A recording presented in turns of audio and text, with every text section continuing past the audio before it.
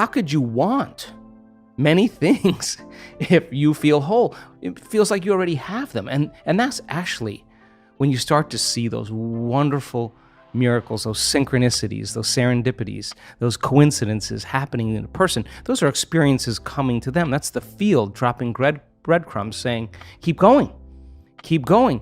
And there's a synchronization between that person's energy and their future, and the side effect of that are signs. And that's when it gets to be exciting, because every sign does what? It creates an enthusiasm, an excitement. And you're kind of going, hey, there's another sign, I'm gonna go do it again.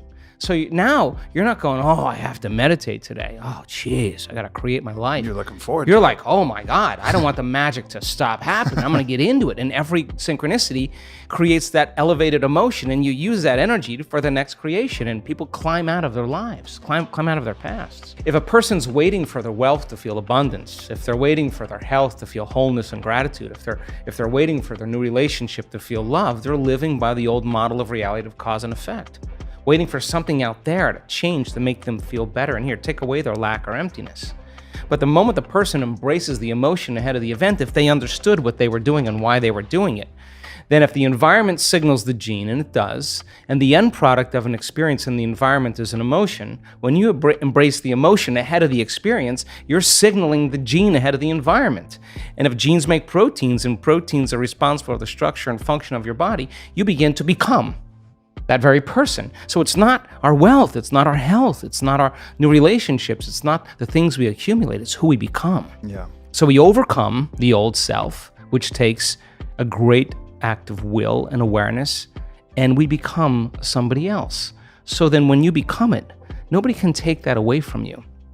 In fact, you know that you know how to do it, or you know that you are it. And an abundant person doesn't say, I'm abundant, I'm abundant, I'm abundant, or a healthy person doesn't say, I'm healthy, I'm healthy, I'm healthy. They don't say that, they are it. Yeah. So then most people have just been fooled by their senses, because their 5% of their conscious mind is holding the intent, but their body is habituated into a predictable future, or emotionally conditioned into the past. And they're saying, I'm healthy, I'm healthy, I'm healthy, or I'm happy, I'm happy. And the body's going, you're miserable, you're unhappy. That thought can't even make it past the brainstem to the body. So then teaching people how to self-regulate, they have no idea when they started changing their emotional states, the amount of biological and energetic changes that take place within them and all around them. So then develop that skill and get really good at this. Then for the most part, you wouldn't be so interested in so many material things. You would be interested in facing off with yourself every day and asking, what is it that stands in the way between me and my future? What is it that stands in the way between me and my connection to the quantum field? I think that's the real question, because this is an unlearning process. I mean, Watson and Crick, telling people that genes are a library of possibilities. So we express 1.5% of our DNA. The other 98.5% is called junk DNA, and that 1.5%, that's 23,688 genes we express. We have 140,000 proteins that make up the physical body. How could you have more proteins than genes? It should be 1-to-1, because on one gene you can have thousands of variations depending on the signal. So I hypothesize that other 98.5% has to be signaled by electromagnetism, that the receptor sites on the outside of the cells are hundreds of times more sensitive to energy or electromagnetism than they are to chemistry. Chemistry is a downward causation. So imagine the person elevating their energetic state. Well, they are going to literally select and instruct new genes, and those genes may be the ones that create more significant and faster changes in the body. I mean, how do you explain a person in one meditation that's blind that comes out as now seeing? Like, what happened there? What about a stroke patient who was paralyzed for years, is now moving a limb? I mean, it's not matter that emits a field. That's an illusion. It's the field that creates matter. So then the fundamental question is, if you change the field, Will you change matter? It's none of your business to change the tumor. That's the outcropping, that's the outpicturing of changing the pattern in the field. So getting people really good at this, and the closer they can connect to that unified field, the more their consciousness is connected to that consciousness, the shorter amount of time it'll take. And when you're ready to wake up, you wake up. And I believe I'm an eternal being. I believe I'm eternal. And in fact, all religions that you study always talk about you're going to be around for eternity, whether it's heaven or hell, whether it's karma or whatever, nirvana. Consciousness is going to exist. So you're going to be stuck with yourself for a very long time, which then begs the question, well, if I'm waking up now and it's 2019 and I have this healthy body and this charisma and I'm successful, my goodness, I'm going to use the same passion, the life that I've created with those great habits, and I'm going to turn it inward, and I'm going to bloom like a flower in a new way. Because, hey, someone did it at 33 years old. You're 38. So what? There are people in this group that we're about ready to go that are in their 80s, and they could be home watching Wheel of Fortune, and they're all in. And you can't tell me you're too old to do this work. We have people in their 80s and a few in their 90s. I've seen their brain scans, and they know how to do it. And you know what? They're happy. You can't tell me you're too sick to do this work any longer. We have really sick people that have reversed very serious health conditions and even genetic disorders that there were no solutions for in medical science. And there were days that they doubted themselves. And there were days that they didn't feel like doing their meditations. And there were days they were in so much fear because the doctors told them they were stupid and they were going to die. And there were days they could have excused themselves and said, I have too much going on, I'm too busy. And they could have excused themselves and not done the work. But guess what? They did it anyway. They overcame the conditions in their environment. They overcame their beliefs. They overcame those programs, the conditioning. They overcame their body. They overcame their fear. Their love for life started to become greater than their fear of death. That's just because they made the effort to turn the battleship around. And you can't even tell me that you're too overweight or too underweight or too out of shape. I've seen it on all shapes and sizes. You can't even tell me that you never meditated before. In fact, many times people who have never meditated before have the most profound readings because they're not trying to do anything or expect to do anything or doing it their way. They're just following what you tell them to do. And in their innocence, they run right into something really big. So what? At 38 years old, practicing this, you could say then my new goal is to live for 150 years in a body that's 38 or 48. And we're measuring telomeres. We have people, many people, their biological age is way different than their chronological age. They don't care that they're 38. Their body tells them they're 28. And why? Because they're working with down-regulating genes for disease and up-regulating genes for health every day. Why? Because they understand that they can. And if you don't understand that you can and you're ignorant, then it doesn't work. So then people who actually say, I'm going to experiment. I'm going to become the scientist with my life. I'm going to measure the effects of me at cause. That's how I live. I say, all right, I'm going to change my energy. I can tell you, nobody changes. In all the years I've been doing this, nobody changes until they change their energy. And when you change your energy, you change your life.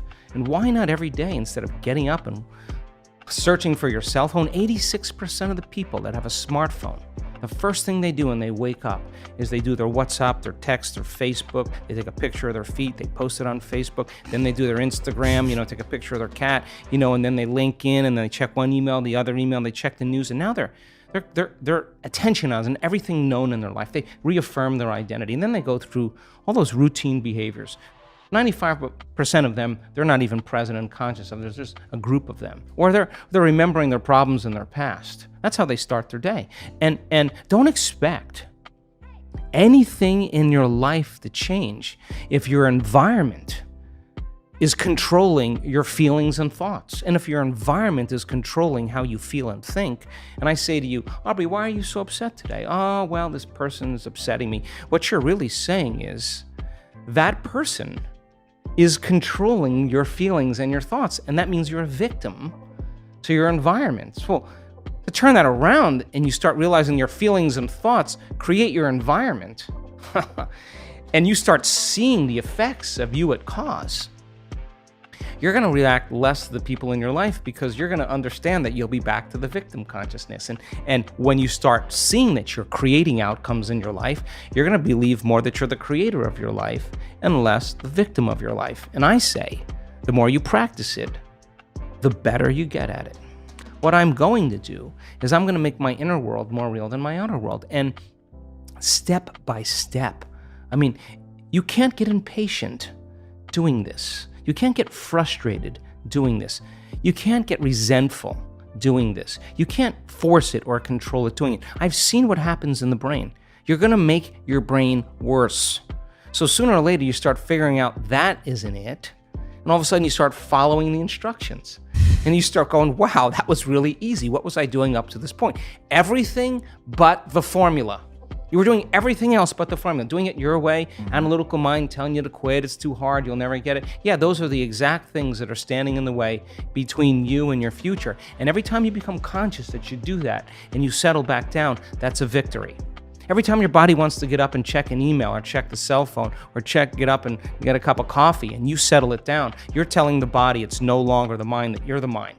Every time it wants to go back to the past and romance some trauma just to reaffirm some emotional state, and you become conscious of that and you say, where I place my attention is where I place my energy, and I'm siphoning energy out of the present moment into the past, and you become conscious of it and you return back to the present moment, that's a victory.